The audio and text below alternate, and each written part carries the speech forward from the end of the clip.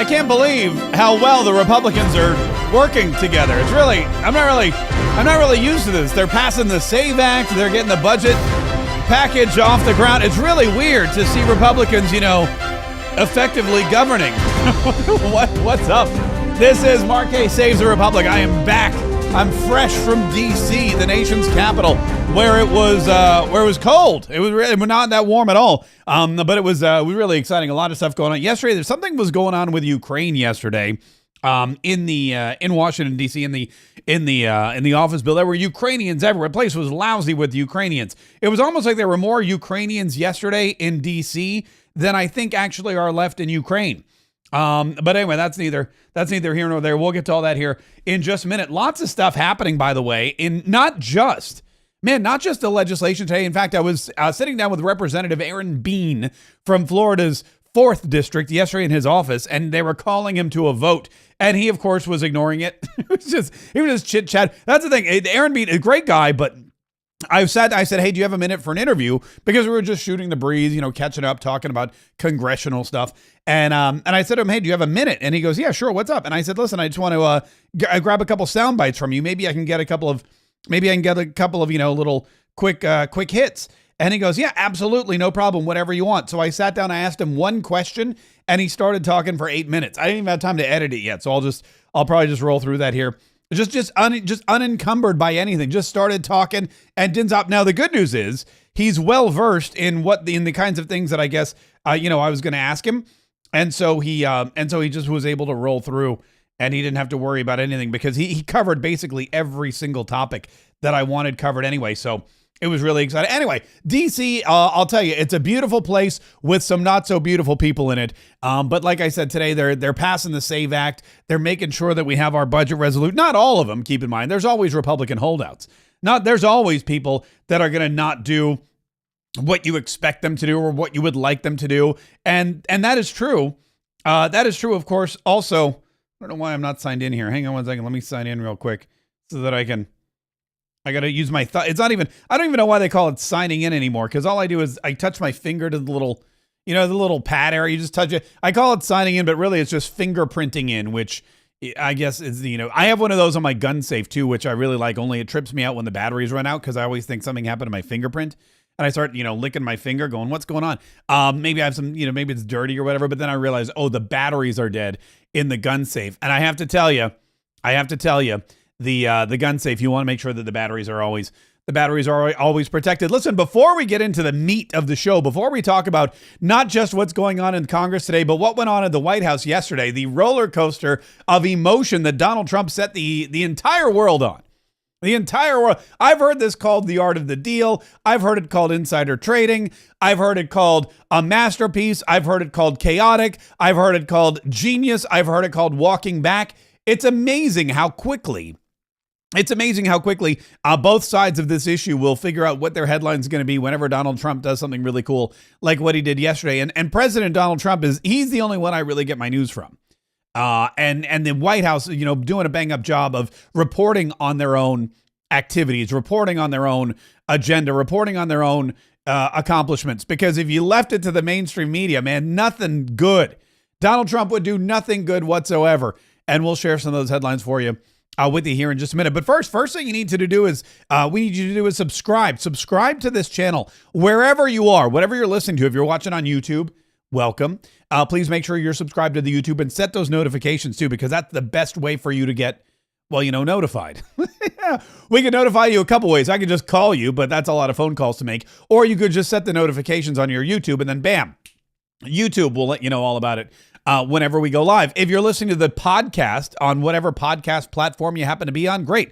We love that. And what I would recommend there is that you make sure that the podcast page that you're listening to, make sure that they too are up on your desire to get this podcast delivered every single day. Because if they are, then you'll get the podcast delivered every single day. And then, of course, if you're on Facebook, man, Facebook is where it's at these days. I don't know if it's because Mark Zuckerberg is afraid of getting hauled up in front of a committee, or if he's afraid of getting fined or prosecuted by President Donald Trump. I don't know what he's doing, but he's really falling in line with the conservative messages and content that used to be thwarted and suppressed now seems to be seeing the light of day. And I'm bumping into so many old friends on Facebook that I haven't seen in ages, because Facebook again is promoting some of my content, but make sure you're sharing and liking and still setting those notifications, because you never know when this ride could be over and it all goes back the other way. Anyway, so one more thing we want to do too is, because whenever I take a trip, whenever I go somewhere, whenever we come back, people are always talking about this, that, and the other. And one of the things I definitely want to do is remind you about our sponsors. One of our favorites is Colonial Metals Group. And with the fluctuating economy and the back and forth and the up and down and all the zaniness, more and more people are looking at precious metals and they're going, you know what, precious metals, that may be the way to go. And Colonial Metals Group, they make it really easy. They've created a free gold guide where you can make your savings bulletproof. You can secure your financial future with this free gold guide. Inside, you'll learn how to protect and grow your retirement savings with a gold IRA. You'll learn why precious metals offer a strong defense against de-dollarization, which is a growing. I mean, look, we've all seen how the economy just in the last 48 hours is just a loop-de-loo. You want to make sure you're protecting your financial future with gold and silver. IRS loopholes, tax-free, penalty-free ways to secure your retirement, and they have a limited time offer on qualifying accounts at Colonial Metals Group. If you go there now and you get that gold guide and you open up an account, up to $7,500 in free bonus silver sent to you or kept in their vault. It's really amazing. The website is freegoldguide.com/KAYE. freegoldguide.com/KAYE. Make sure you let them know that you heard about it from me, but they'll know because, well, the website has my name on it and my photo too. So they'll figure it out pretty gosh darn quickly. All right, I guess we should start with the SAVE Act, because the SAVE Act is pretty exciting. The SAVE Act is, it's really interesting because the SAVE Act is there to protect Americans from having their will infiltrated and, let's just say, manipulated by non-citizens. For example, according to the Constitution of the United States of America, in order to vote in the elections here in the United States of America, you must be an American citizen. It's pretty cut and dry. But for years now, the Democrats have refused to mandate that a proof of citizenship is required for voting. And what happens when you don't require proof of citizenship? Well, guess what? Sometimes some people can slip through the cracks. And sometimes what happens is you have people who shouldn't be voting. And typically when that happens, they vote for the party that tends to look the other way. And that party is the Democrat Party. Well, the SAVE Act was just passed by the House of Representatives, not just Republicans. It was bipartisan. 4 Democrats joined with the Republicans for a total of 220 to 208. There were 5 total non-votes or not voting between the parties. I'm not sure if I think there's a couple people that were absent or weren't there. Maybe, I don't know, maybe what's her name took her baby back to Colorado finally, so she wasn't there. But that's what happened. And the SAVE Act, now what happens is it goes to the Senate, and then after the Senate, it's going to go to President Donald Trump's desk. And then after that, hopefully it's going to be, it will be codified into law, but hopefully after that, it'll be the end of it. Let's listen to Tim Burchett, Representative Slingblade from East Tennessee. Listen to, describe what happened after they passed the SAVE Act just today. Hey everybody, Tim Burchett, leaving the House floor, going to the press gaggle. Several bills. The SAVE Act ensures that folks that vote are American citizens. The big thing, of course, is this budgetary situation. That's what the press gaggles about. See them all. And anyway, the SAVE Act I thought was important, which we kind of skipped over, but I think it's very important. We'll have to see the way things go. Ensure the security of our elections. So anyway, thank y'all for sending me here. He seemed really despondent. I don't know why he's so down in the dumps today. But by the way, I was right there yesterday. That's exactly where I was at the Capitol building, and I saw them coming down and talking to the press, and they would walk out. It was very interesting. Here is Lauren Boebert with Congressman Bean, speaking of which, right behind her, and she's blasting the Democrats who are using. This is kind of funny. Here, I'll play the clip for you, and then I'll show you what the Democrats are actually trying to do. And bless my colleagues' hearts on the other side of the aisle, using married women as a gotcha for voting. I've never had to bring my birth certificate to prove that I was a registered voter. I have an ID that has a different name than my birth certificate. And also, since we're using women as bait here, maybe in the next round of debates, they can explain to us exactly what a woman is. I rise in support of the SAVE Act. The American people are done messing around with a woke, weak needs system that lets our elections get hijacked. Yeah. So anyway, that was what she's referring to is this article here. Well, not this article, but it's something that the Democrats are doing. House passes bill that could make it harder for married women to vote. That's how they're spinning this on the left. House passes bill that could make it harder for married women to vote. Voting rights groups warn that the SAVE Act, which requires documentation proving citizenship, adds a burden to people who have changed their last names.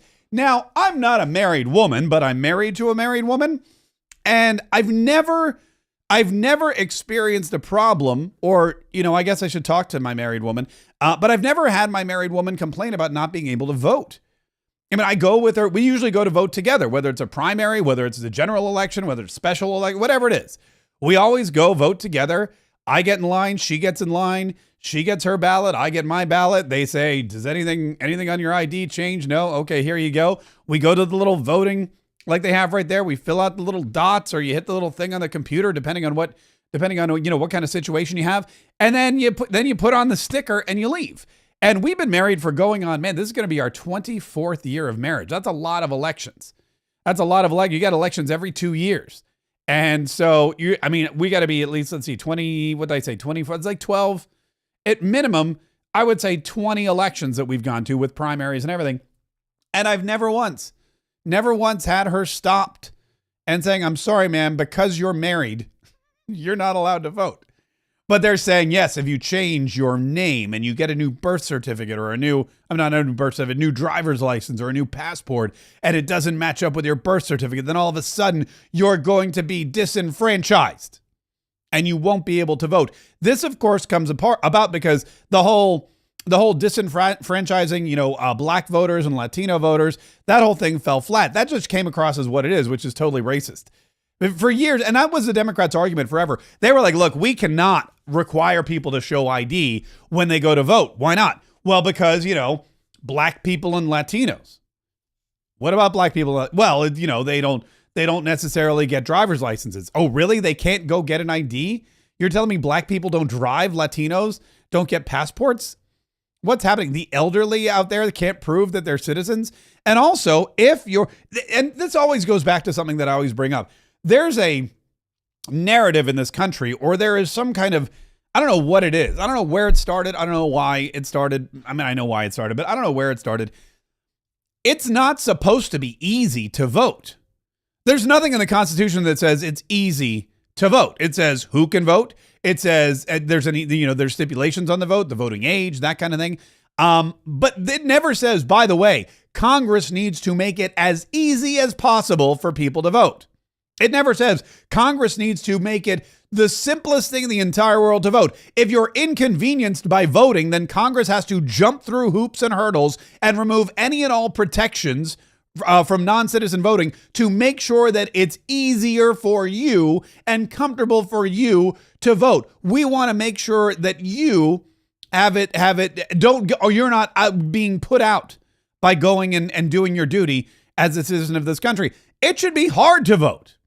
It should be harder. I say make it hard as possible to vote. Let's see who really wants to take part in our democracy. Let's see who's really excited about our republic. Let's see who's out there and they really want to make their voices heard. If you're not willing to put in a little work, like people say, oh, it should be a national holiday. Why should it be a national holiday? Because you can't find 17 minutes out of your day. You can't get a babysitter or just do what they do in Congress and bring your baby to the floor to vote. You can't wake up a little earlier or stop by work, or you're too scared to tell your boss, I have to go vote, or you want your entire lunch hour to yourself. You don't want to lose any time once every 2 to 4 years telling people who you think should lead you. I mean, that's just, come on. There's nothing in the Constitution that says we need to make voting easier. There's nothing in the Constitution that says we need to make it easier for people to cheat in elections, and we need to make it easier for non-citizens to vote. And thank God now we have a bunch of Republicans in the Congress who are strong enough to say, yeah, you know what? We should probably require some kind of proof of citizenship because only citizens are supposed to vote. And wouldn't you know it, the only people that voted against this are Democrats. The only people that voted against this are Democrats because the Democrats believe that it will be harder for married women to vote now that the House has passed this bill. I just like this headline. I mean, this is an actual, I didn't make this up, by the way. This is in Photoshopped. I forget the outlet, but this is an actual headline that the Democrats have been pumping around there because they want you to believe that the SAVE Act will disenfranchise married women. Anyway, that was kind of, there were a couple of clips of randos.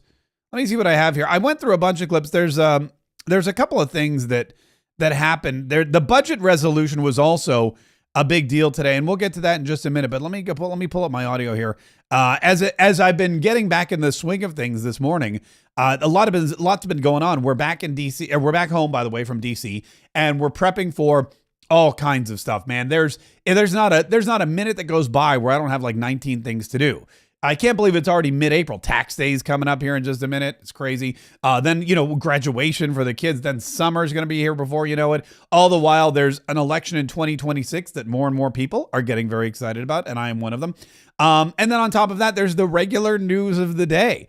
And yesterday was, gosh, I want to say it was an irregular news day, but it really wasn't. There's so much news that comes out. Donald Trump was a busy bee yesterday. And we'll cover all of that. But let me see here. Here it is. This is Representative Nikema Williams from Georgia. And she is doing her best, man. She is doing her best to sell the lie that if you require citizenship or proof of citizenship to vote, that you are disenfranchising people in Georgia. Listen to this. In Georgia, over half of the population doesn't have a passport. And our driver's licenses, even the real ID, doesn't prove citizenship. This bill could force Georgians to pay more than $700 million just to register to vote. Y'all, that's a poll tax, plain and simple, and it's blatant voter suppression. Voter suppression by any other name. Mr. Speaker. She's saying it's a poll tax. What she's saying is if you need to go out and buy proof of citizenship, like a passport, then all of a sudden you're disenfranchised because that's money you have to spend, and that's a poll tax. It's not actually. It's a passport fee. And I've paid passport fees and they're not cheap.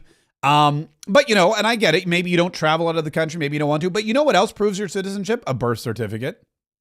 If you have a birth certificate and if you have a driver's license and they match up, then guess what? You have proof of citizenship. You know what else? Still, I'm baffled by this, but in a lot of jurisdictions, especially in rural places, in North Carolina, in the Appalachian Mountains, where Hurricane Helene rolled through and the FEMA folks wouldn't stop to help people that had Donald Trump signs in their yards. In parts of Eastern Tennessee, where Tim Burchett is, in West Virginia, in Georgia, I'm sure, probably here in Florida, you can still use the family Bible as proof of birth and proof of citizenship. The family Bible, before there were, court documents and municipalities and things like that, whenever somebody was born, they would get the big old, like a huge, it's like a ginormous Bible. It was the family Bible. And it wasn't just the word of God.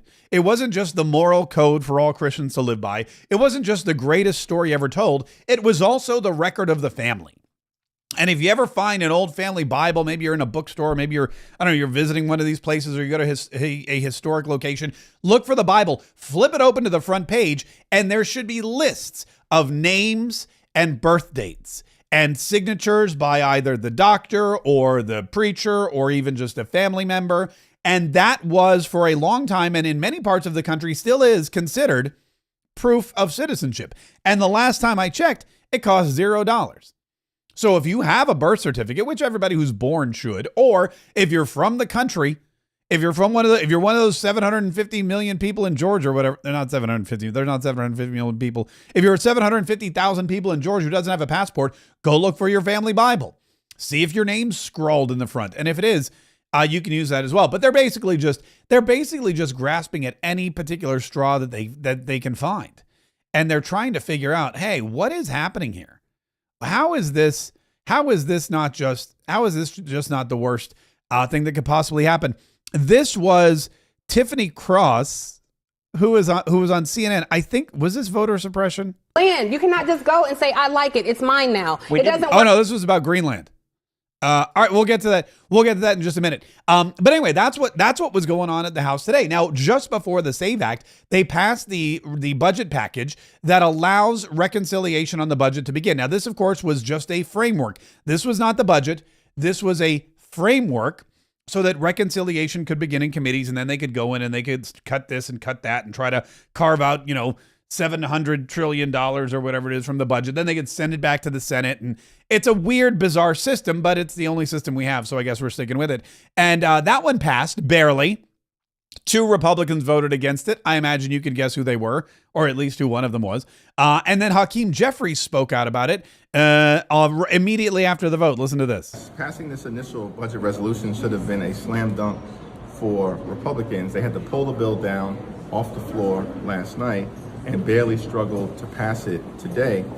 We had 2 tragic deaths in the House Democratic Caucus. Had those deaths not occurred last month, Republicans could not have even passed the bill today.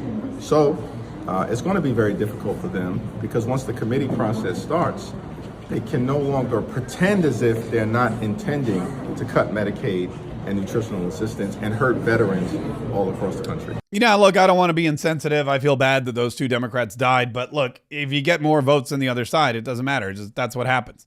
They got the votes they needed to. And yes, it sucks that there's people that there's openings in Congress. There should never be openings in Congress. But, sometimes there are. And Mike Johnson, it's true, was going to vote on it yesterday, pulled it down, went back to work, got a couple more votes, brought it back today, and it passed. And now, yes, they're going to go into committee and they're going to haggle and they're going to argue. Then they're going to send it back to the Senate, and the Senate's going to haggle and the Senate's going to argue. And we'll see if we ever end up with any kind of bill. But at the same time, this is a positive move forward for the Republicans, because finally, after a week off, because they were haggling over proxy voting, now finally there's forward momentum and forward movement. And President Donald Trump took note. He wrote on Truth Social, "Congratulations to the House on the passage of a bill that sets the stage for one of the greatest and most important signings in the history of our country. Among many other things, it will be the largest tax and regulation cuts ever contemplated. Make America great again." So President Donald Trump is excited because he knows that he's one step closer to his great, big, beautiful bill, which will fund his entire agenda. It will fund his entire agenda. It will allow him to make cuts to, the taxes. It will allow him to make cuts to tax on tips and tax on overtime and tax on Social Security and all the other taxes that he promised people he was going to cut. Because when you're President Donald Trump, you want, promises made, promises kept. And that's why it's so important to him to get this budget bill passed. And that's why he was so excited when they made a move forward on this budget bill today. Now, the other thing that happened, let me pull my audio back up, because again, yesterday was just, in the 47 Daily podcast today, I went through what happened yesterday with the stock market. And we'll do it again today because there's a lot. Yesterday was a lot. When I woke up and I started prepping for the show and I saw Donald Trump go out there and write, "Be cool," which cracks me up. I think that's one of the greatest presidential quotes. We've got a lot of great presidential quotes. There's, ask not what your country can do for you, but what you can do for this country. There's, Mr. Gorbachev, tear down that wall. There's, the only thing we have to fear is fear itself. All that great stuff. And then, of course, there's be cool, which, how many presidents have the vernacular to he's just on the level. Donald Trump is just on the level with the average American, the average voter. And he's not up above anybody else. He may be rich. He may be famous. He may be a billionaire. He may be president, but he's still a man of the people. And so when he wants to communicate with the people, he's going to communicate the way the people communicate. And that is why Donald Trump yesterday wrote, "Be cool. Everything is going to work out well. The USA will be bigger and better than ever before." And then shortly after that, he wrote, "This is a great time to buy." DJT. This is a great time to buy. And a lot of people took that as, Donald Trump trying to encourage investment in the economy. People took that as Donald Trump saying, look, the Dow's down, the tariffs are going to work, but we need your support. Now would be a great time to buy. So why don't you go buy something? Buy American, buy stocks, buy bonds, buy whatever. Just go buy something because we need to keep our economy going. And then shortly after that, President Donald Trump posted, "Based on the lack of respect that China has shown to the world's markets, I am hereby raising the tariff charged to China by the United States of America to 125% effective immediately." Then he went on to say, here it is. Also, conversely, and based on the fact that more than 75 countries have called representatives of the United States, including the Departments of Commerce, Treasury, and the USTR, to negotiate a solution to the subjects being discussed relative to trade barriers, and tariffs, I have authorized a 90-day pause and a substantially lowered reciprocal tariff during this period, a 10% also effective immediately. Thank you for your attention to this matter. So in one fell swoop, with one Truth Social post, President Donald Trump says, I'm jacking up the tariffs on China even more because they retaliated against us. And you don't do that. I said, don't retaliate. You're not going to like it. I said, come to the table. Let's negotiate. I said, we're not going to do this. We're not laying down. You jack up your tariffs. We're going to jack up ours even more. And being a man of his word, Donald Trump did exactly that. But he goes, you know what else I'm going to do? Because so many other countries heeded my call. Because so many other countries said, you know what? Donald Trump's probably not messing around with this. We should come to the table and we should talk to him. Because that happened, Donald Trump said, I'm going to pause the tariffs. I'm going to pause the tariffs for a little while, for 90 days. We're going to set the 10% baseline tariff. We're going to talk to all these people. We're going to negotiate great agreements, and we'll move forward after that. And because of all that, man, Donald Trump saw the largest gain in the stock market, I think second largest gain in the stock market in history.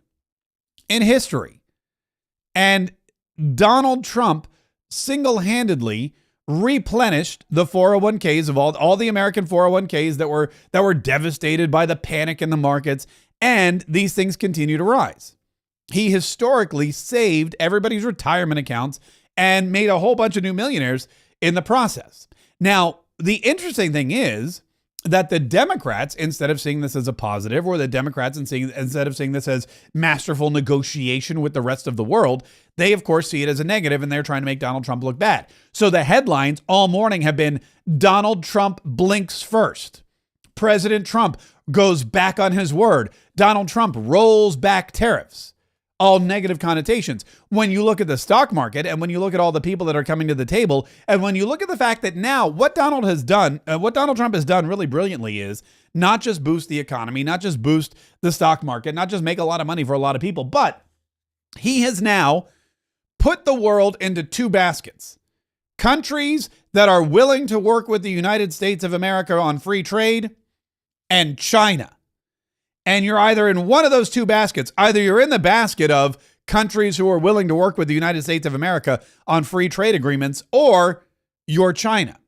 And China now find themselves out there in the lurch. They are all alone. Donald Trump has a coalition of over 75, probably over 100, probably way more countries nowadays, or today, that are coming to the table, that are negotiating the tariffs, that are saying, here's what we are going to do. Here's how we are going to solve this problem. We don't want to be shut out of the American marketplace. We don't want you jacking up the penalties on people bringing our products into your country. We don't want any of that. So we're willing to work with you. Or you're China. And it's that simple. In fact, Howard Lutnick explained the whole thing yesterday pretty well. Well, I think China chose the path of going against Donald Trump. I mean, he said, don't retaliate. If you retaliate, then you're going to feel my wrath. And that's what happened. They retaliated. So then Donald Trump came back, and then they went back, and Donald Trump comes back again.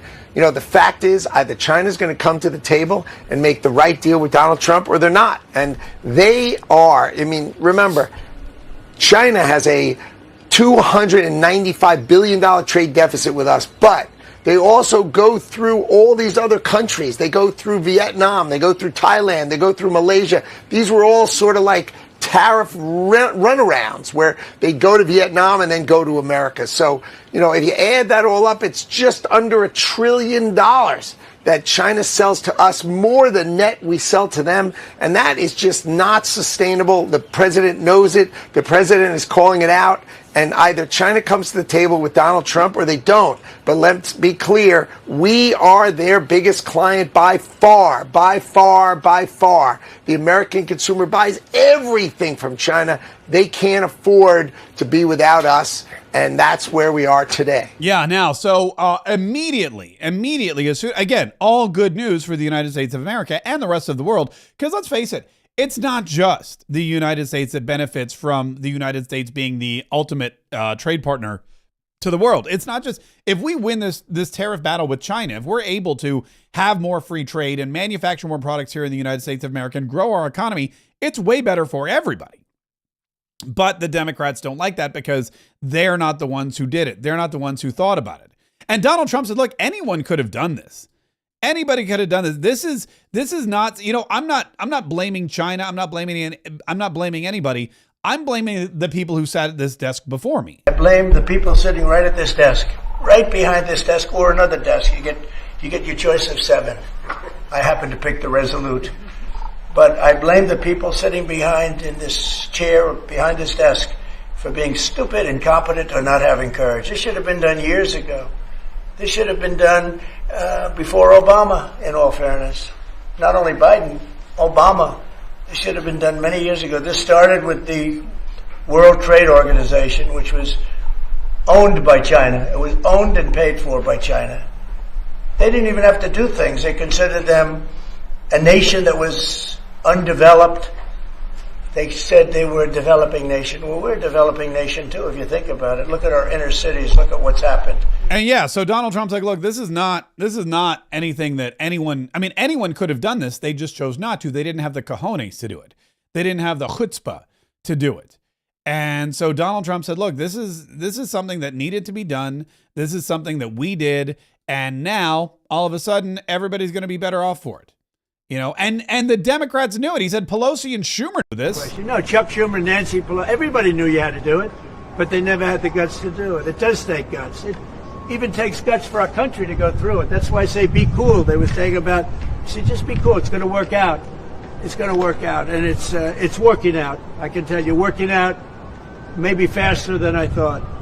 But I said it's going to take a little conditioning. It's a transition I think it's a transition to greatness. It's going to be greatness. Our country is going to there'll be nothing like it. And people investing in our country, they're going to do better than they've ever done before. We have more car manufacturers, Roger, coming into our country now, speaking of cars. We've never seen anything like it. And they're coming in because of the election, but they're coming in because of the tariffs. Yeah, and that's Donald Trump with Roger Penske, by the way, and Joey Logano celebrating. I don't know. He had his 4th NASCAR Series Cup. I don't even know. There's so much winning at the White House these days. I get confused. But he's sitting there saying, look, we got all these cars coming in. We've got manufacturing coming in. We've got all these things happening. And Donald Trump, it's a great point, actually, that Howard Lutnick made was what's been destroying the United States of America for a very long time is that we come up with great ideas. And Kevin O'Leary talks about this all the time, the IP, the intellectual property. We come up with patents. We come up with systems. We come up with products. We come up with technology. We come up with AI. We come up with this, that, and the other. And then all of a sudden, we don't make it here. We outsource it. So we come up with these great ideas, life-changing ideas, world-altering ideas, ideas that can put a dent in the universe, to quote Steve Jobs. And all of a sudden, instead of saying, great, I have this idea, let me go down the road in my hometown, build a factory, hire some Americans to make this idea a reality, they go, I have this idea, let me give it to China. Let me give it to Taiwan. Let me give it to Japan. Let me give it to Korea. Let me take it to Ireland. Let me go to India. I have this great idea that's going to be life-changing and it's going to help so many people. I'm going to make sure that it doesn't happen here in the United States. I'm going to make sure it happens in India. And India's going to rip us off on tariffs when I try to bring it's really insane. And that's exactly what Howard Lutnick was saying. Howard Lutnick saying, we have to start making this stuff here again, because the problem is we don't actually make our own things. We come up with the idea and then we let someone else run off with it. Here's the clip. We can't be a nation that invents everything but has everything built somewhere else. Eventually, you become subservient to the people who build things for you. If you make nothing, but all you do is think about it, then someone else will be the builder.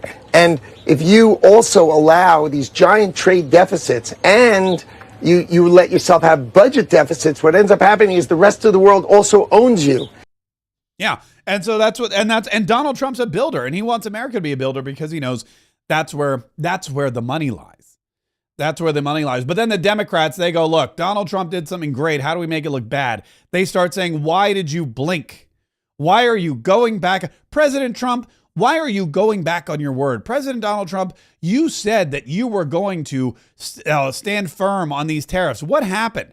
And Donald Trump says, look, you got to be flexible. Well, I thought that people were jumping a little bit out of line. They were getting yippy, They were getting a little bit yippy, a little bit afraid, unlike these champions, because we have a big job to do. No other president would have done what I did. No other president. I know the presidents. They wouldn't have done it.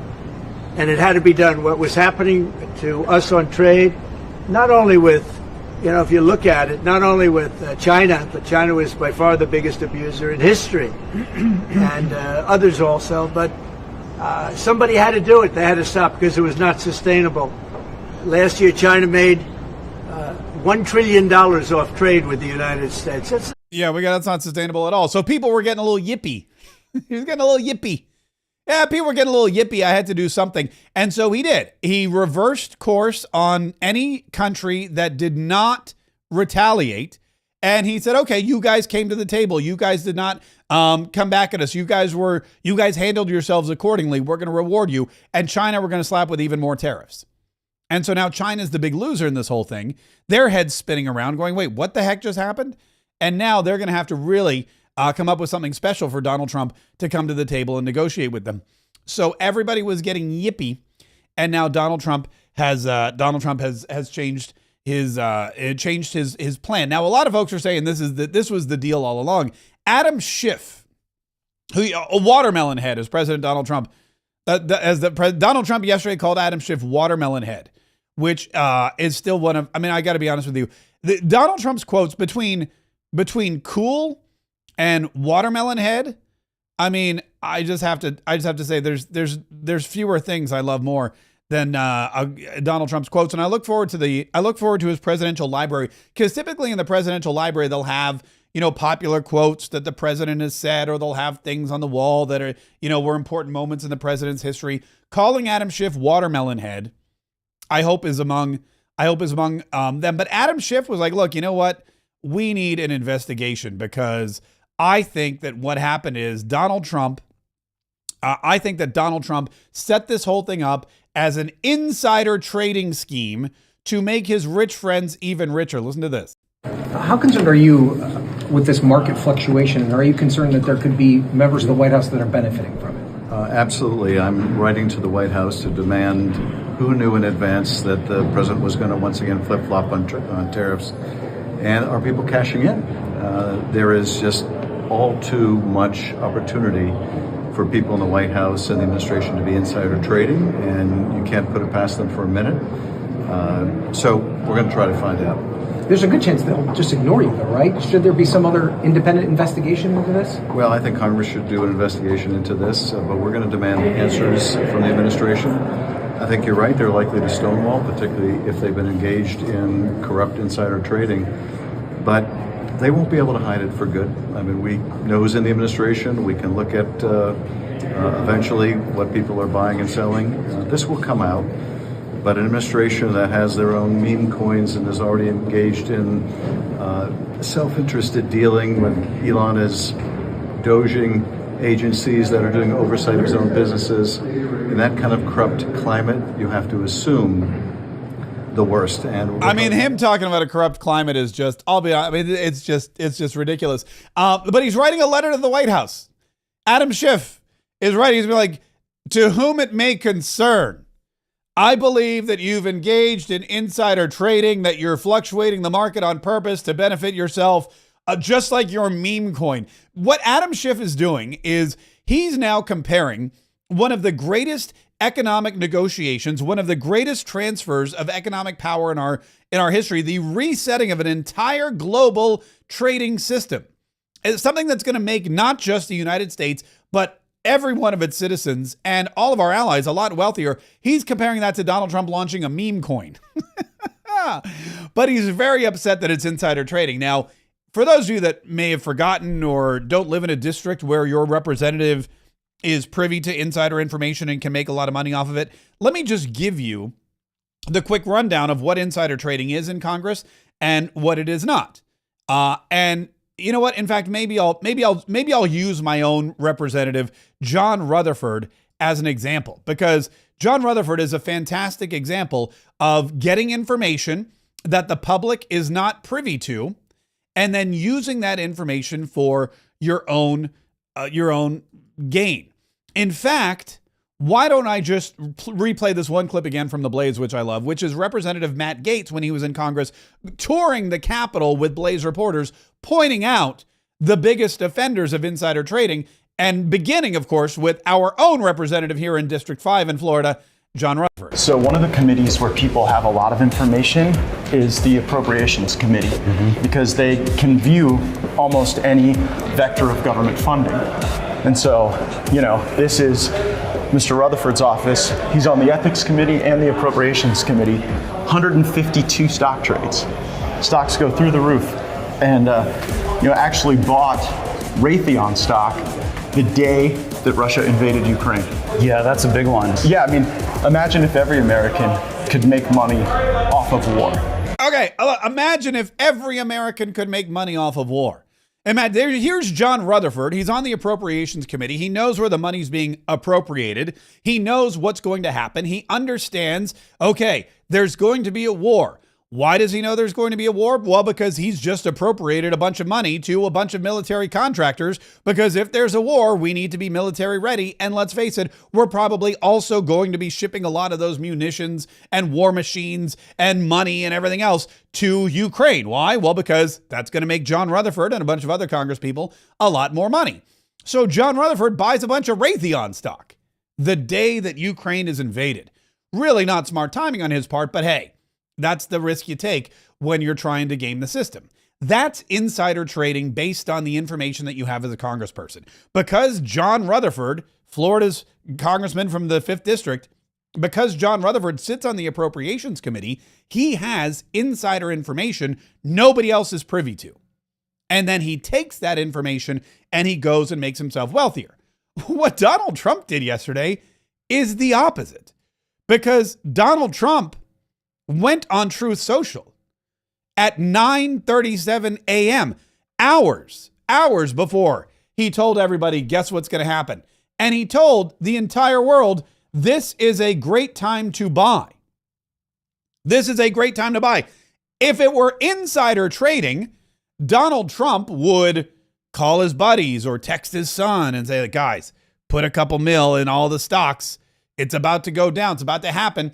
Donald Trump would be sending, probably not sending emails, but like pulling Susie Wiles in the hallway going, Susie, let me know when you're off the phone with, E.F. Hutton and we'll get this thing going. That's not what happened. Donald Trump goes on the internet and writes, this is a great time to buy, signs his initials DJT, and this goes viral. The entire world knew. He publicly said, this is a great time to buy, where John Rutherford was trying to profit off of war, as Matt Gaetz said, without letting anybody else know. Matt Gaetz said, wouldn't it be great if every American could profit off of war? Donald Trump wants every American to profit. So he goes, guys, this is a great time to buy. And you know what? A lot of people who trust President Donald Trump, who trust that he has their best interest at heart, who trust that he knows what he's doing, they bought. And then lo and behold, just a few hours later, there was a pause. A few hours later, at 1:18, there was a pause and the markets exploded. And we celebrated one of the largest economic recoveries, one-day economic recoveries, one of the largest stock market gains, rallies, whatever you want to call it, in history. And for a change, everybody was in on it. And just by sending that out, Adam Schiff's claims of insider trading, I think, they just explode. There's no basis to it. If Donald Trump tells everybody in America, go buy stocks right now, it's no longer insider trading.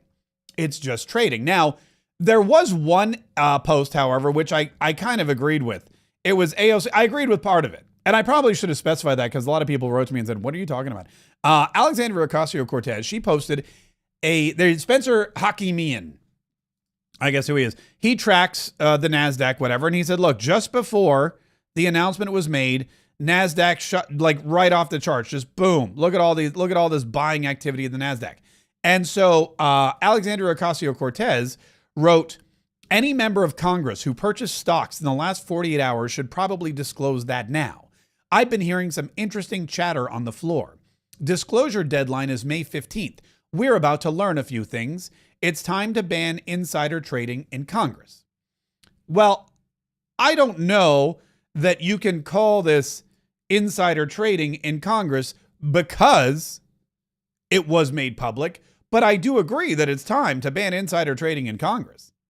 However, this is not quote unquote insider trading, again, because of the social media aspect of it. It's really kind of interesting. It's really kind of, I wish I was running around the Capitol building yesterday. I wish I'd had the time and the money to buy a bunch of stock, because then I would have just, been able to fund my own campaign. But, that's okay. There will be other opportunities, I'm sure. There will be more opportunities for everyone, no doubt. So, but just remember, buy low. Next time the stock market crashes, next time the economy tanks, have some cash ready to go. Have some money ready, because it never fails. Buy the dip. In fact, really, if you're a savvy investor, and I imagine there's a lot of savvy investors in Congress, because that's how most of them make their money. I would say that if you're a savvy investor and you're in Congress or you're not in Congress, buy the dip. When the stock market tanks, that's when you want to buy. In fact, Dave Portnoy from Barstool Sports, who does this, he does like a day trading thing on the side, right? He does, he's from Barstool Sports. He does like a day trading thing on the side. And he was screaming and yelling yesterday. He made so much money. And it's not because he had insider trading. It's not because he knew what was going to happen before it was going to happen. It's because he knows that when the stocks tank, that's when you buy. Here it is. Let's see here. Let me play this for you real quick. Hey.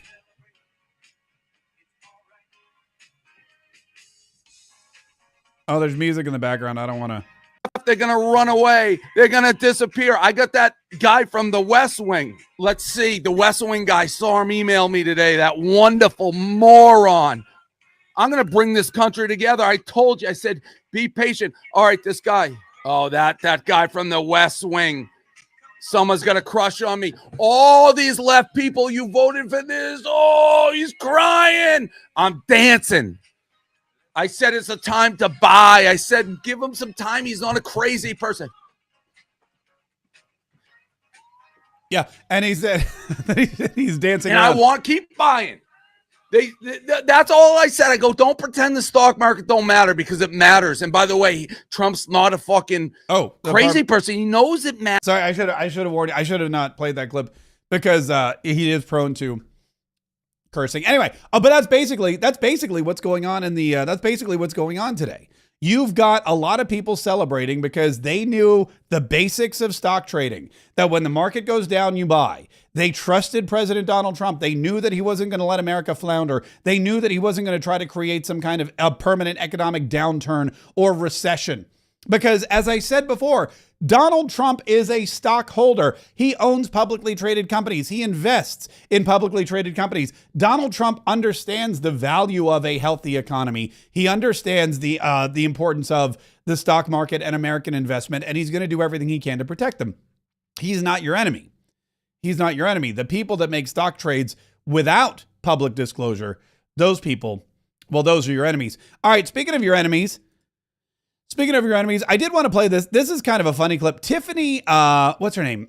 Tiffany Cross. Tiffany Cross used to have a show on MSNBC, and she was the lesser known, more unhinged, crazy racist, more so even than Joy Reid. I think what happened was and I can't prove this, but I think that Joy Reid and Tiffany Cross were so similar that Joy Reid thought Tiffany Cross may have been kind of like inching in on her territory. Joy Reid was like, look, I'm the only angry, unhinged, racist black woman on this network, and Tiffany Cross is getting a little too big for her britches, so they fired her. They fired her because she said she made some really outlandish, like she was pushing the edge of the envelope. She was full. I even forget why she got fired. I'll Google it here in a minute. But anyway, she wasn't too crazy for CNN because they picked her up and put her on a panel with Scott Jennings. And listen to what happened. They were talking about Greenland at the beginning, and then it turned into just a knockdown drag out about all kinds of things. Land, you cannot just go and say, I like it, it's mine now. It doesn't work that way. Well, that is what they're trying to do. And in this new world order, yeah, absolutely. When they're looking at Greenland and say, I like it, I want to take it for mine, that is a very colonized. You have said you are pro. I have never ever said we're going to go to Greenland and quote colonize it or steal it. You're not a member of government, so you're irrelevant at that point. I'm talking about the president of the United States doing that. You got fired from your job. You can agitate. If you want to engage in personal insults, I don't, but you what do. You lack in a legitimate point, you make up for it in personal I don't. You personal insults. The point I am making is in this new world order, we are looking at countries, whether or not they're an adversary or ally, it is being determined on what kind of deal we can get. And we cannot govern, we cannot legislate that way. We are increasingly isolated on the world stage. No, we're not. So if you want to engage in personal insults, we're not if I were isolated. you, I would reserve that for your party, who is increasingly isolated. This our position outside of the United States.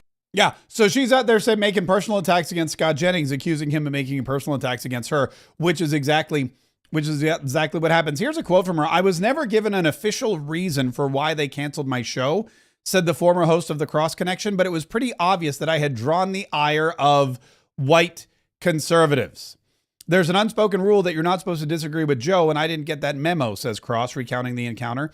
Apparently, what happened was after a segment on Morning Joe in which she challenged host Joe Scarborough about the history of racism in the Republican Party, he purportedly ran to executives to try to block her from getting hired to replace Joy Reid's hour. I was told by several reputable sources, including a talent agent, 2 anchors, and another executive at the network, that he left set and went into the president of the network's office to complain about my segment, to complain that I disagreed with him, and that I called him racist and suggested that I should not be Joy Reid's successor to get the show, said Cross, adding that NBC Universal chairman Cesar Conde hired her anyway. But she says things only got worse. Every single week from the start of my show to the very last show I did, it was a battle.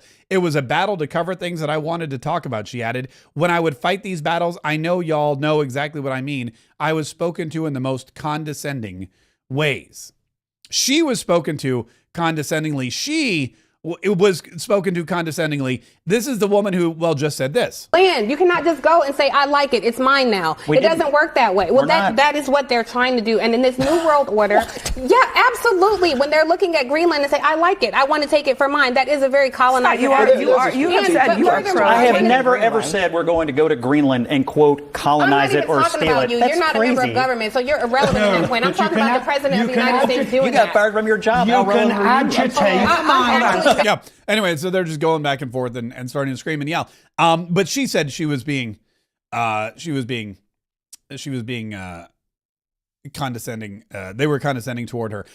In other news, this is kind of exciting. Should we talk about the Princeton professor?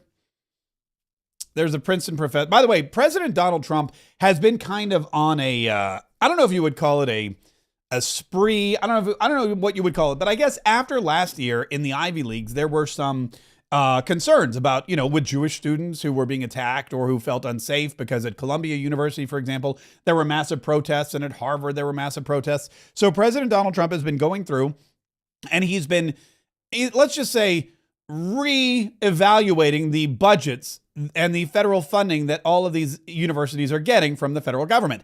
And in doing so, schools like Columbia and Harvard and Princeton have lost a lot of money. Well, wouldn't you know it? A professor from Princeton went on CNN and started talking about Donald Trump being a felon and Americans choosing a felon over Kamala Harris because, wait for it, we're all misogynistic racists. Have to grapple with it. Because it's the snake, it's the beast coiled up in the heart, the bosom of the country, as Frederick Douglass said. And the fact that they are doubling down on this shows you what kind of human beings they actually are. Say more. We chose a felon who is more interested in loyalty, who's more interested in retribution, who's more interested in grift than in democracy. And we chose a felon because we didn't want to elect a black woman. So to read that, to actually explicate that, is to say we would rather destroy the republic than for that to have happened. And until we grapple with it, there's no amount of protesting I could do. There's no amount of resistance that could come into play to actually force 78 million people to grapple with what motivated them to put themselves in this position. So he's saying because we chose a felon over a black woman, we're all racists, we're all misogynists. And we chose a felon over somebody based on the color of their skin and the naughty bits in their trousers. And so that's what he said we're dealing with here. It didn't have anything at all, of course, to do with the fact that Donald Trump was better for the job. They're still pushing DEI in an era now where Donald Trump has been proven to be the better leader. He's proven to have been the more conscientious executive. He's proven to have actual good ideas and experience and been able to put together a team that can execute and can actually do all of the things that he said he was going to do. Kamala Harris, for 4 years, was the vice president, was the border czar, and she was pressed during the election. Why haven't you done any of these things? You have a plan to make America safer again. You have a plan to make the border secure. Why haven't you done them? You've never been to the border. I've never been to Europe either, she said. But the reason we didn't vote for her is because she's a black woman.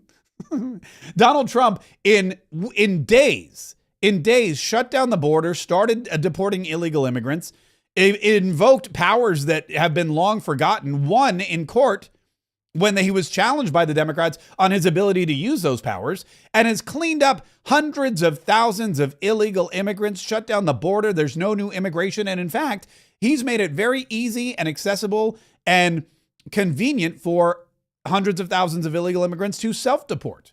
Because why should we do all the work? They've got feet.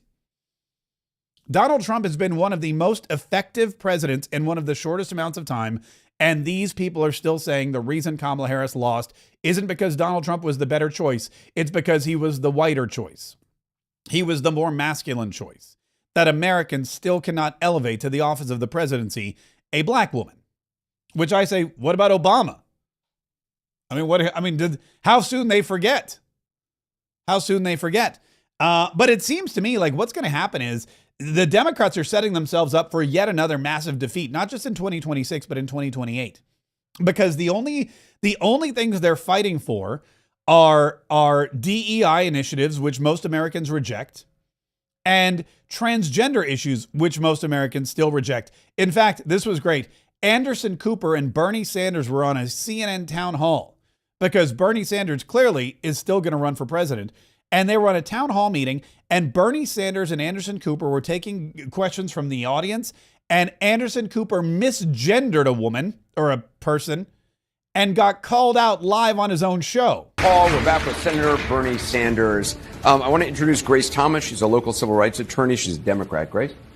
They, them pronouns, actually. Thank you. Oh. Good evening, Senator Sanders. It's they, them pronouns, actually. It's they, that. I'm sorry. Anderson Cooper basically did what he's accused countless people of doing. Anderson could, their entire network, CNN with their pronouns, CNN with their multiple genders, CNN with their you Republicans are so mean, CNN with their we need to have multiple bathrooms, CNN with their men and women's sports. They are misgendering transgenders on their own network and not even apologize. There was no apology. He simply said, oh, and he didn't apologize at all. Paul, we're back with Senator Bernie Sanders. I want to introduce Grace Thomas. She's a local civil rights attorney. She's a Democrat. Grace? They, them pronouns, actually. Thank you. Oh. Good evening, Senator Sanders. Polling and turnout data indicate that men of all racial demographics are turning away from the Democratic Party. But of course... Yeah. So now then she goes into a whole thing about how men are, which is weird because she's saying how she's a they, them, but then she's concerned about men turning away from the Democrat Party. Listen, the scary thing about this is that Bernie Sanders is planning to run for president. He's in his 80s. We've still got like 3 years. He's what, 84? Hey, Siri, how old is Bernie Sanders? He's 84, I think. Bernie Sanders is 84, and Bernie Sanders is planning to run for president in 3 years, which means he's going to be, 91 if he wins at the end of his first term? There's no other reason why this guy's doing a town hall with Anderson Cooper. There's no other reason why he's touring the country with Alexandria Ocasio-Cortez, the leader of the Democrat Party. The Democrats are setting themselves up for a massive failure once again.